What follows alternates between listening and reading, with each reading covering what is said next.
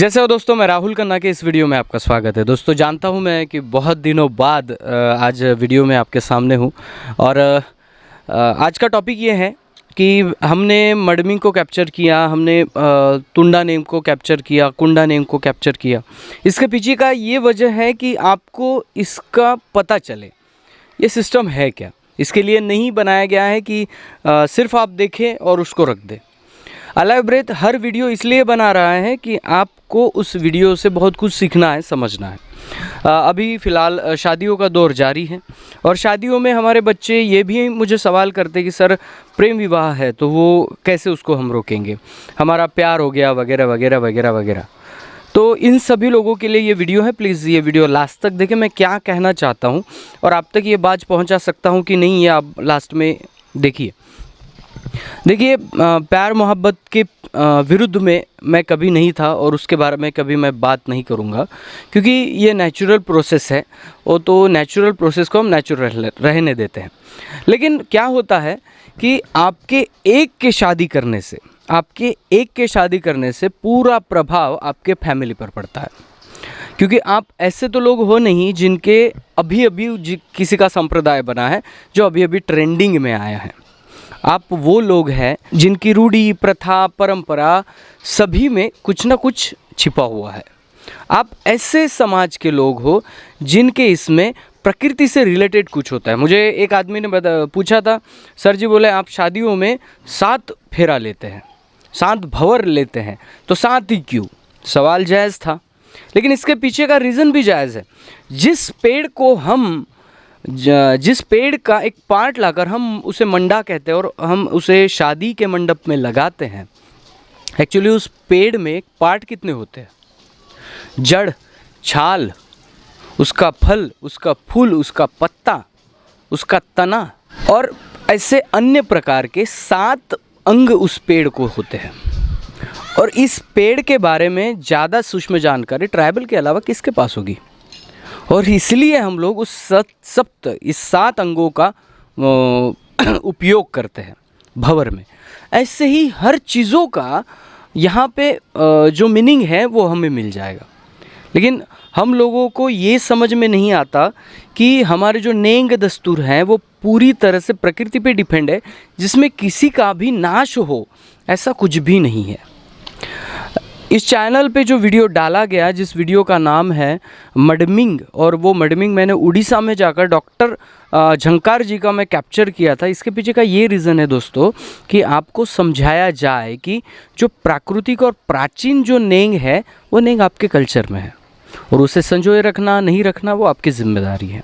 बहुत सारे लोगों ने मैसेज किया, सर हम प्यार करते हैं।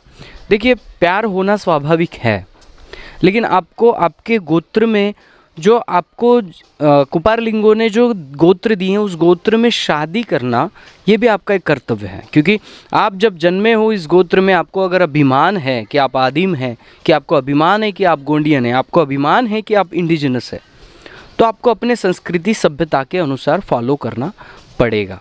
तो इसलिए दोस्तों आप एक बात समझिए कि ये जो विचारधारा है, विचारधारा बहुत कम समुदायों में ऐसी विचारधारा है।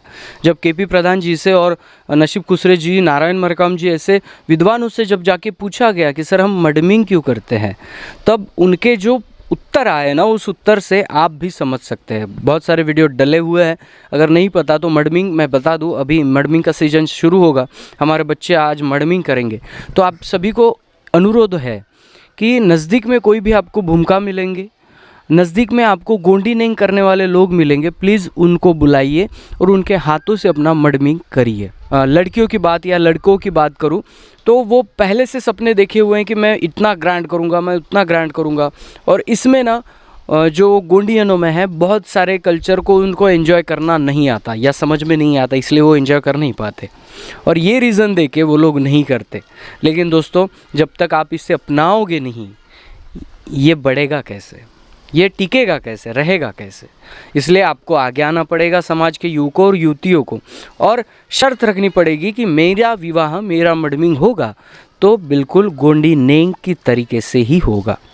इससे आप अपने संस्कृति कल्चर को बचा भी सकते हैं और प्रचारित भी लोगों में कर सकते हैं। क्योंकि आपके देखिए एक गोंडी संस्कृति में करने का क्यों कारण में, आप गोंडियन हो तो आपके शादी के जो नियम है, रूल है, वो बाकी समाजों से एक जैसे नहीं है। आप गोंडियन हैं तो आप में वधू को ज़्यादा मूल्य दिया जाता है। लड़का वधू से कुछ लेता नहीं है, तो जब वधू को वो ले जाता है तब उसके माँ बाप पिता को जो भी बने वो देता है। 5 कौड़ी, 5 महुआ या 5 लाख, 5,000, 5 करोड़, कुछ भी वो दे सकता है, वो उसकी जिम्मेदारी है। क्योंकि वो जानता है कि जो स्त्री उसके घर में आके उसका वंश बेल विस्तार करेगी, उस स्त्री को पालने वालों को हम खाली हाथ नहीं रखते। इसलिए लड़की लड़के के घर तक चल के आती हैं, क्योंकि लड़की को लड़के के गोत्र में विलीन होना होता है। ये जो चीज़ें हैं, जब ये नेंग होता है ना वधू मूल्य का, तब लड़की की माँ लड़की को आंचल में रखती है और बहुत सारा नेंग होता है जिसमें तय किया जाता है समाज के द्वारा। और हमारे इसमें समाज ही बहुत कुछ होता है दोस्तों। तो इसलिए आप कितने भी पढ़े लिखे हो, आप कितने भी पैसे वाले लोग हो, कहना एक ही चाहूँगा कि अगर आपको अपने समाज का नेंग अबाधित रखना है तो आपको भी आगे आना पड़ेगा। आपकी शादी हो, आपके बेटे का नामकरण हो, या आपके घर में कोई गुजर गया उनका कुंडा नेंग हो, इस नेंग को अभी आपको गोंडी में करना है।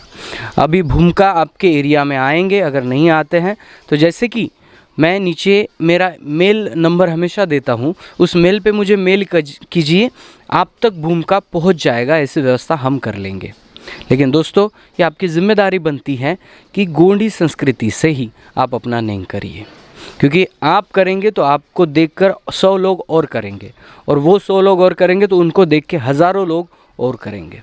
और यही ऐसे ही हमारा कल्चर दृढ़ होता जाएगा। और सभी बच्चियों को और बच्चों को, यानी युवक और युवतियों को एक ही बताना है कि शादी आपको करनी है वो गोंडी पद्धति से ही करनी है। और दोस्तों ये देखना है कि गोत्र में ज़्यादा फैलावट, गलत फैलावट ना हो। कुपारलिंगों ने जिस सिस्टम के साथ, आपके एरिया में कैसी मान्यता है? महाराष्ट्र में मान्यता है कि सम और विषम गोत्र का सम और विषम गोत्र ही शादी करते हैं, जिसे हम उनो पुनो कहते हैं। 5-6 से हो गया या 5-4 से हो गया, तो ऐसे सम विषम में शादी करते हैं। आपके प्रदेश में क्या मान्यता है, उस मान्यता को बनाए रखिए, उस मान्यता को समझिए। आपके पुरखों ने क्या किया था, आपको क्या करना पड़ेगा। ये तो सभी को बढ़ना है, लेकिन अपने नेंग दस्तूर को छाती ठोक कर मान कर चलिए। हो सकता है यही पर्व आगे चलकर गोंडियनों के लिए एक सुनहरा दिन बने। तो सभी युवकों युवतियों को एक ही कहना है राहुल कन्नाके की तरफ से कि पहला कदम आप उठा सकते हो शादी का। जो आपका मडमिंग होगा, शर्त रखिए लोगों के सामने, जो भी पंच बैठता है आपके शादी में उनके सामने शर्त रखिए कि मेरा नेंग मेरी शादी होगी तो गोंडियन पद्धति से ही होगी, और आगे आने वाले सभी रोन रक्षा होगा। मुझे गृह प्रवेश करना है, मुझे सगाई करनी है, मुझे जो भी कुछ करना है, मैं सभी नेंग अपने गोंडी पद्धति से ही करूँगा, क्योंकि मुझे गोंडी कस्टम और संस्कृति को बचाना है। अगर एक युवा ऐसे कहने लगे तो जल्दी से जल्दी गोंडवाना राज्य आने में हमें देर नहीं लगेगी। सो दोस्तों आज यहीं पे रुकते हैं। सिर्फ यही मैसेज देना था अपने युवकों को कि आप भी बढ़ चढ़कर हिस्सा लीजिए और अपने कर्म, अपने संस्कार जो है वो अपने गोंडी पद्धति से करिए। मिलते हैं अगले वीडियो अगले टॉपिक के साथ। तब तक के लिए जय सेवा, जय जोहार, जय आदिवासी, जय गोंडवाना, जय भीम।